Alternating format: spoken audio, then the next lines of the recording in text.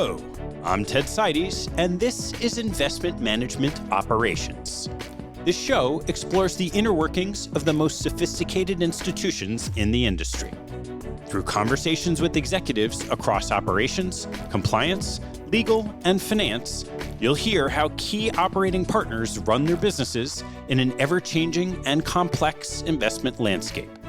You can join our mailing list and access Capital Allocators content at capitalallocators.com. I'm Scott McDonald, and I'm your host. My guest on today's show is Stephen Schwab. Stephen is the GC and CCO for Thoma Bravo, a $142 billion private equity firm that invests in growing software and technology companies.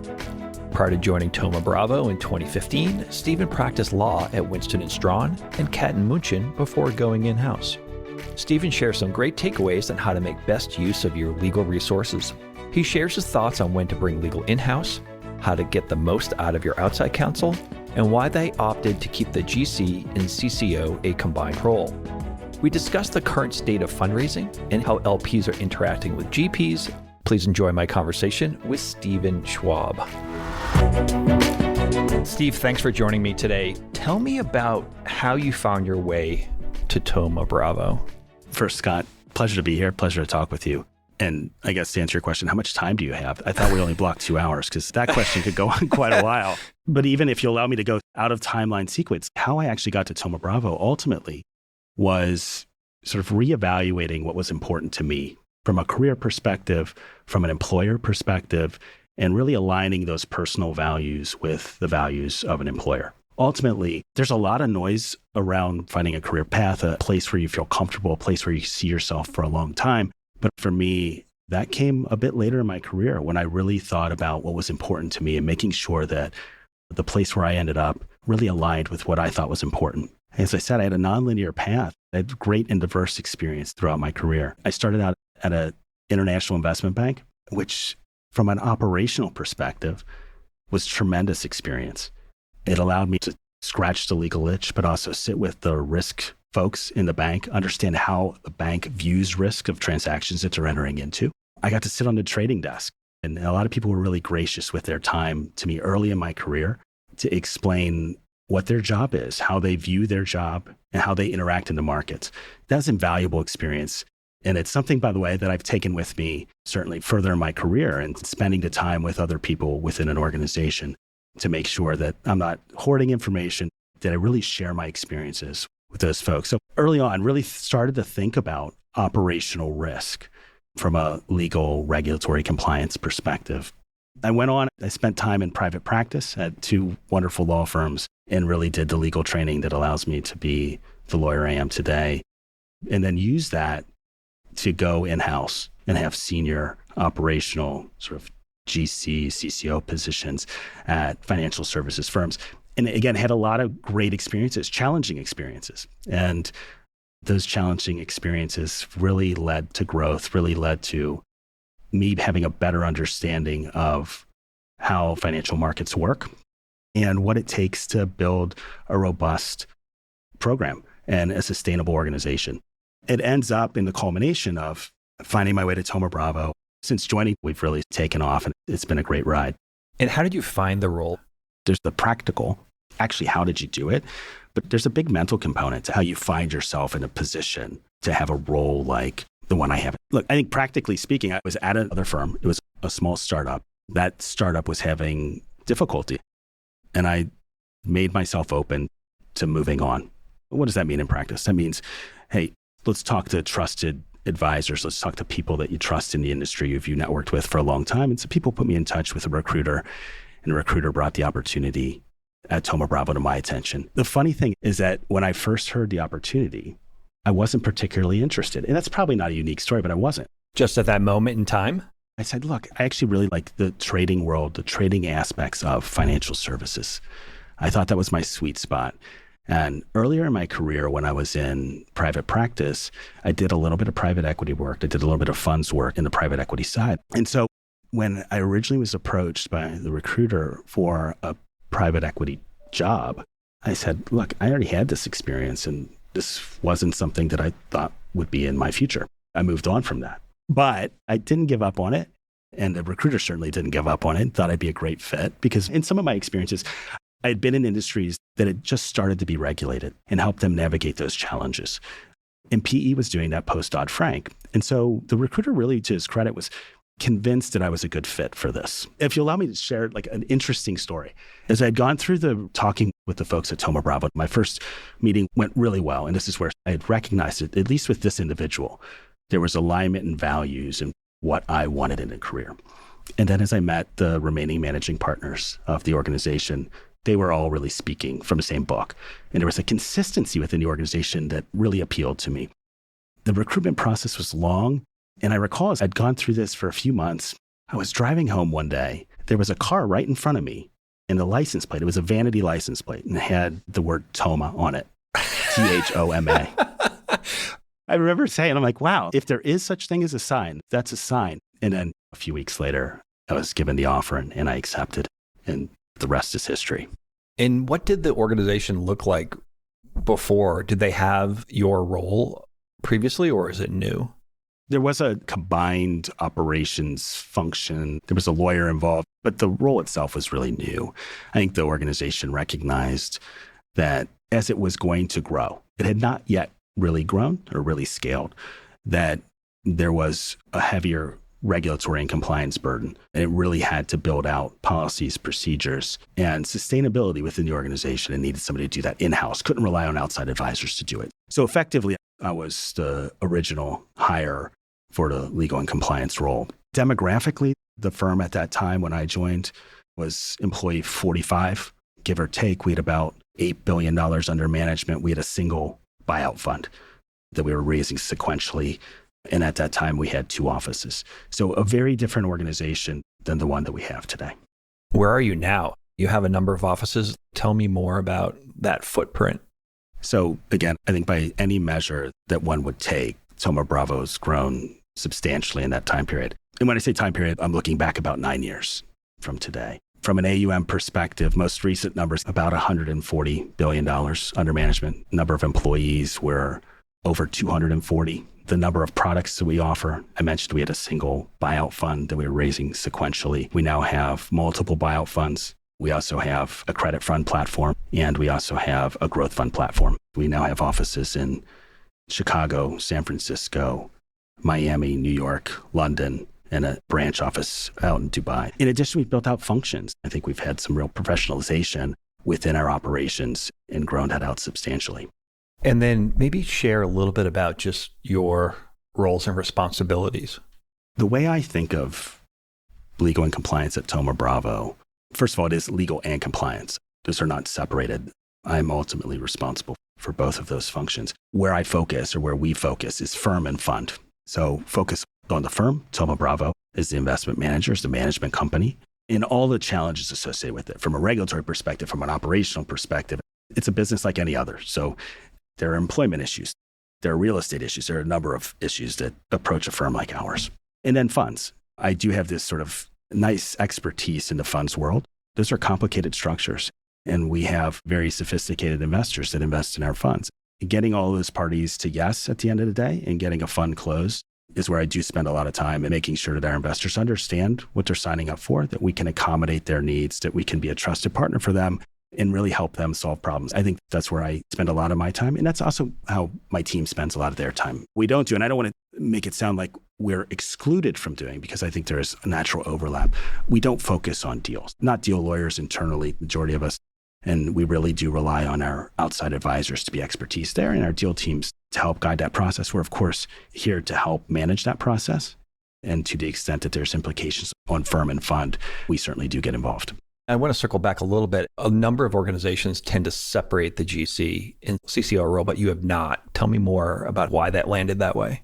It's a conscious choice and certainly aware of what some other firms do. And it's not to say that's not the future for Thoma Bravo, but I think there's a lot of overlap in those two roles. But they are two separate hats. I think our regulator very much understands that they are and expects that if someone's going to wear both of those hats, that they understand that they don't necessarily line up perfectly all the time. The reason why I think it works for us and has worked for us is that there is a prioritization. And ultimately, my obligation as a CCO, the way I think of this is that if we're doing what's best, or if I'm thinking about what's best for our investors, and we do that as an organization, we're probably about 95% of the way there from a regulatory perspective. Maybe not totally there, but pretty darn close. And that's always been my mindset on the regulatory compliance side. We built a robust function on compliance with respect to compliance. I think we're really well positioned there. I think on the legal side, it's more diverse, the concepts that I deal with on the legal side. And so it allows fulfillment from a career perspective that I may not personally feel if I was just the chief compliance officer. But I think from an organizational perspective, what's required is to be thoughtful about why you've structured the organization, the legal and compliance function, the way it's been structured. I think we've done that. I think that I'm able to separate those functions to the extent that they need to be separated. I'm also able to combine those functions to the extent it's appropriate to combine them. How many people are on your compliance team who are actually doing the day-to-day?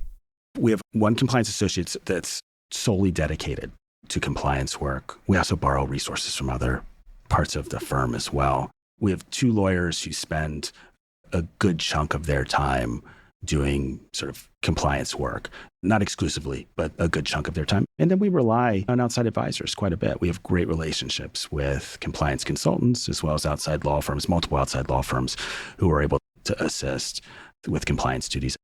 And I guess on a related point, working for an outside law firm and then going in-house, what do you think the biggest difference is from giving legal advice to actually operationalizing that advice? When you go in-house, it is highly operational. So you have to be able to put aside the theoretical concepts that may have been really fulfilling as an outside lawyer. Like, I am going to really dig into the weeds on this and give robust advice, give you all these options. A lot of that goes by the wayside when you go in-house. And you have to say, look, I understand the business needs here. I have to understand and balance that against the risks associated with whatever that activity is doing.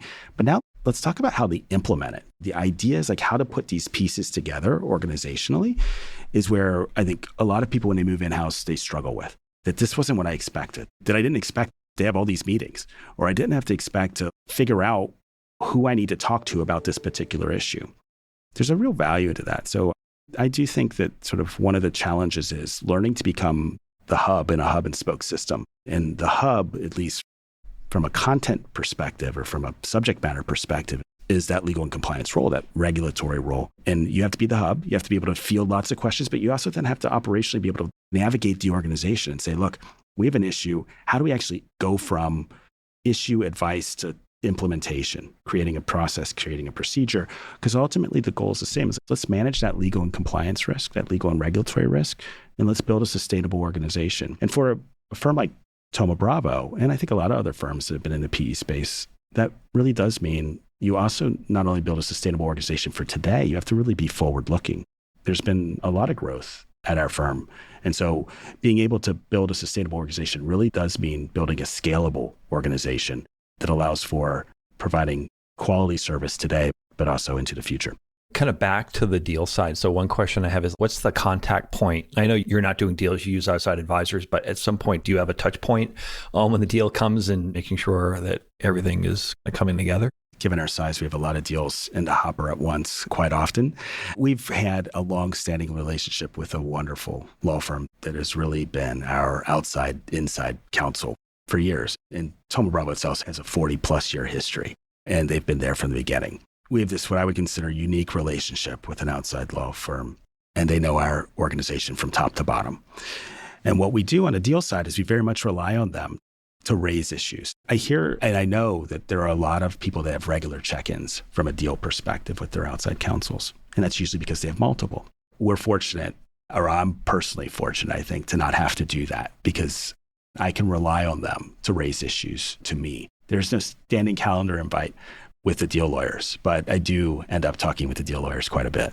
And what makes that good fit that you don't need to sweat the details? So they're actually going to call you and say, hey, I want to give you a heads up. Like, how do you build that? A lot of work, time, and trust. Build the relationships there. Understand the touch points, the people that are making decisions, how that law firm is organized, making sure that they have, the way I think of it, I use the hub and spoke analogy. There's hubs and spokes, plural, at law firms.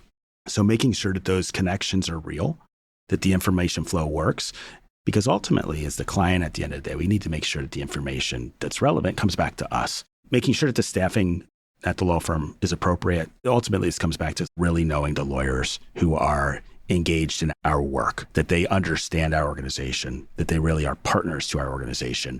That's the only way that that model works. You guys are large enough. You're probably a favored client just given your size. What if you're the new guy? Here's my advice on law firms. As an initial matter, if you're the new client, you hire a lawyer with a platform at a law firm. So you have to have a personal relationship with the lawyer. You're hiring a lawyer, not the law firm. Spend the time, understand it, make sure that you're a valued client to them, because I think every client deserves to be given exceptional legal service. And I think, by the way, I think that's beyond the law firm relationship. I think whenever we talk about outsourcing, whenever we talk about using vendors, we are partnering with them. They're performing a function that, but for the fact that we've outsourced it, we would be insourcing it. And so it's okay to hold them to a high standard. By the way, they should hold us to a high standard. We should be a good client to them, but they should be an exceptional partner to us in providing that service. So to your question, I think require that they treat you as an important client, that they spend the time, make the effort to understand you as an organization and your needs. What are your hot button issues? What do you really deeply care about? Because look, your risk profile as a smaller firm, it may be very different than the risk profile of a Thoma Bravo or a large private equity firm. So it's invaluable to spend that sort of off the clock time, I think, talking with your advisors, whether it's a legal advisor or someone else. My experience is always really sharing like my operating manual. Okay, here's how it works. Here's what I care about. Here's where I want you to pick up the phone. Building that information flow so that they know, you know what, I should probably pick up the phone and call because here's what's going on. I think this is totally right. Is that be frank with your expectations. People love clarity, don't they? I think people generally do. And lawyers are sort of unique creatures, right? Because I don't think if they're unclear on a topic and it's a new client, they may not necessarily want to clue you in that they don't understand your business. But that's also part of getting to know that lawyer. You want them to be able to ask questions, to be frank, and to not need to be the smartest person in the room. But provide clarity to your advisors. Provide clarity to the people providing you services on what your expectations are. And you're saying, that was the operating manual, that we do the same thing. When it's important to call me, these are the important issues. And by the way, again, that's a two-way street. When certain things happen at my organization, I'm going to clue you into that so you can do your job better as an outside advisor. And then on the growth side, when do you bring in a lawyer in-house? I think it's a couple different inflection points. One is the first lawyer. When as an organization do I think my organization has grown to a scale where I need to bring a lawyer in-house? Because there's a truism with respect to lawyers. They'll fill their time. They will fill it up. So you have to have an honest assessment of what are the problems you're trying to solve that you think are not being solved by your current state. Is it because there's some new obligation that you have? Is it because you're missing something and you want somebody to quarterback certain projects, certain issues? And there's no right or wrong answer to that, but just have an honest assessment of why you think you need to bring in a lawyer. That's question one. That's for the organization. And then related to that is what type of lawyer should you bring on? And that's, of course, related to the sort of the analysis of that first point I'm making. If you think, hey, look, we're doing too many deals and we're using different outside lawyers and we can't quite keep up with everything, there's no standardization there, then you may very well need a deal lawyer. That might be your conclusion. Or if, hey, we're raising lots of funds and we're just relying on outside counsel and we just take whatever they say, is that really the right way we should be operating this fundraising process? You question that, maybe you bring in a funds lawyer.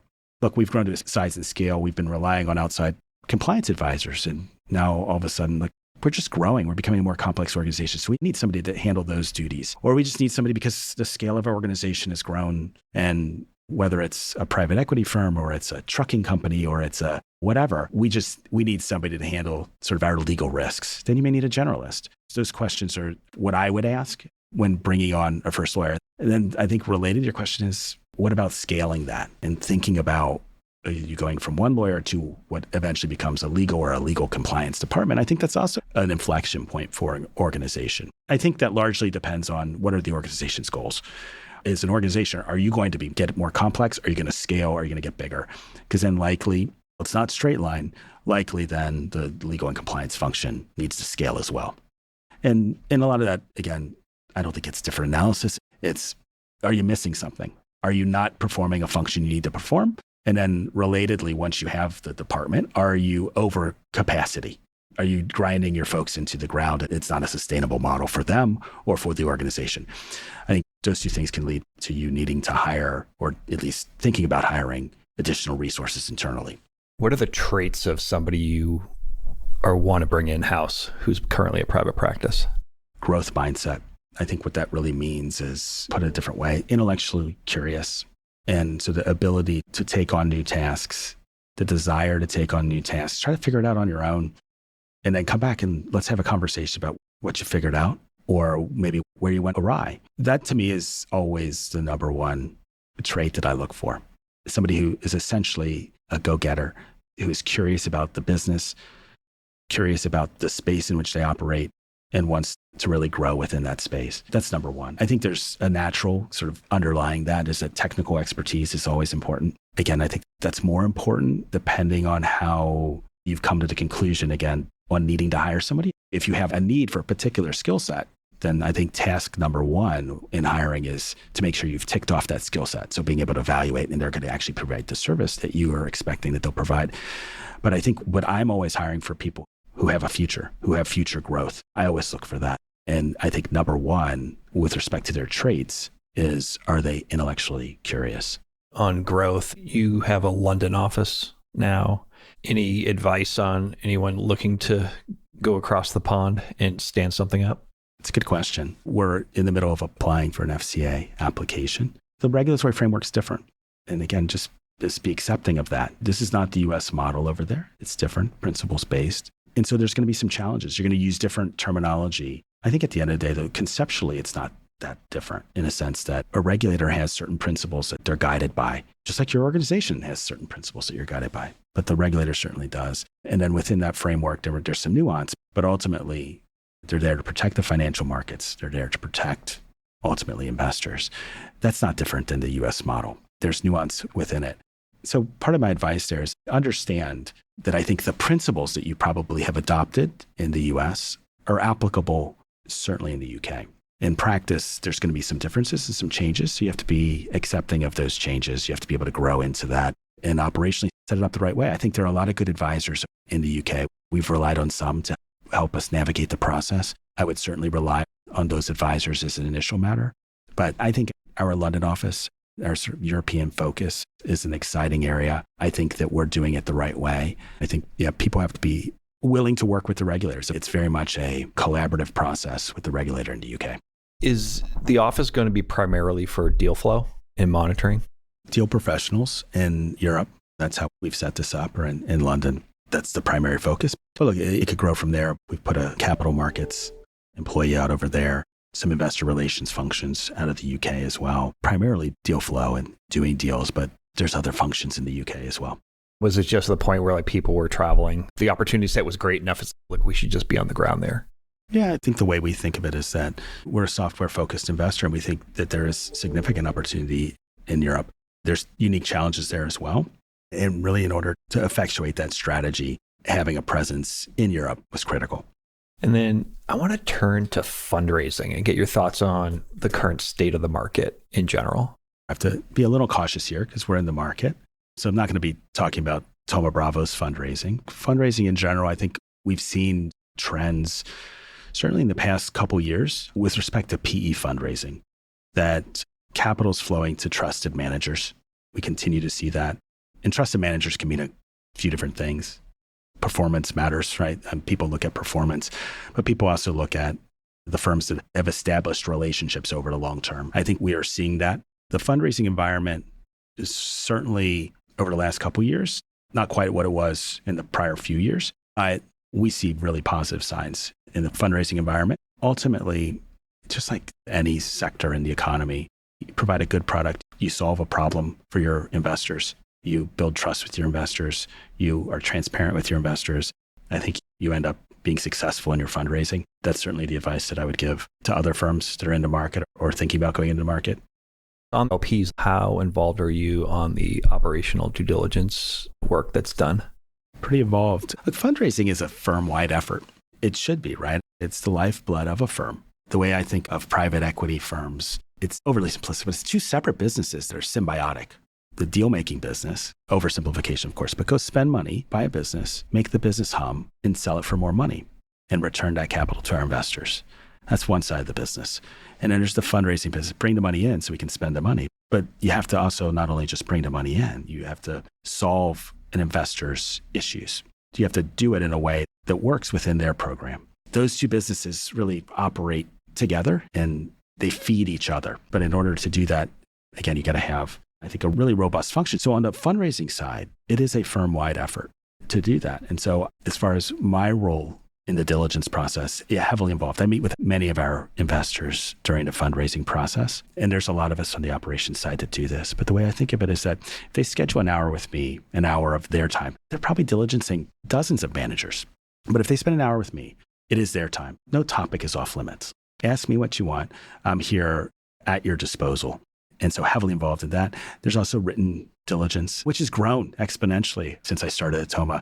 There's a lot more written operational diligence that's done. There's the OPA DDQ template that we now fill out, but then there's also bespoke written diligence requests. Those things from an operational perspective, they typically flow through our IR department. Our IR team is really well-staffed and they're used to handling those requests. Then they filter it out to the various parts of our organization that have expertise in the area that the potential investor is interested in. And then at the end of the day, the sort of the overall package that's provided to an investor, that's also reviewed then by the legal and compliance team before it goes out. And so you will actually fill out information that they will send to you? I will.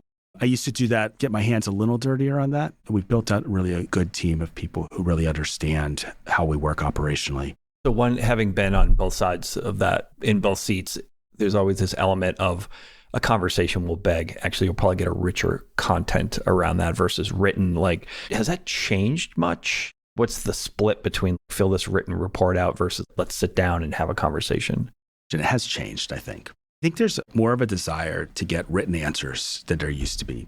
And part of this, I think there's a distinction between dealing directly with the investor, potential investor, and dealing with an advisor, somebody who's performing just the diligence function as a service for the investor. Certainly the advisors tend to want written answers in a form. They may end up ultimately scoring your organization. And so there's some constraints on that. There's always a bit of frustration, I think, on the part of sponsors in having to work within forms because it doesn't really take into account the nuance of our business. And we're entering into bespoke transactions. We are a unique organization, even though there are other private equity sponsors out there. Thoma Bravo is different than those private equity sponsors and the way we operate and the way that we're structured.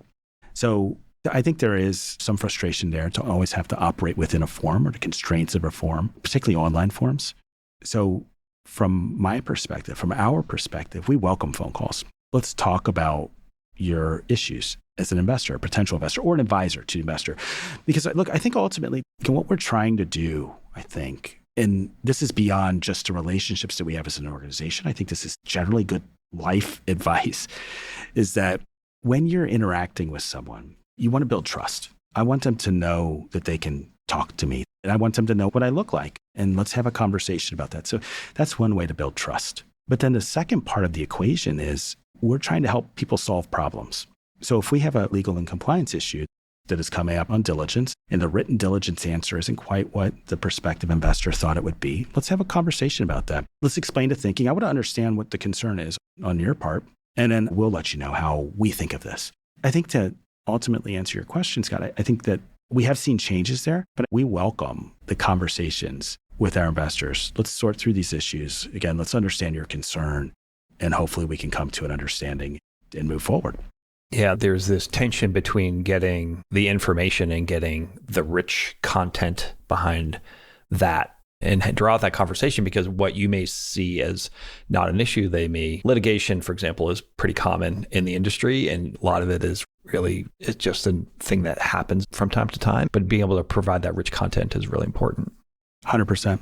That particular on litigation, I think we have, as an organization, we made a choice some time ago to be very robust on our litigation disclosure. And look, I think philosophically, as an organization, we're highly transparent or attempt to be highly transparent. So it's in line with how we operate as a firm.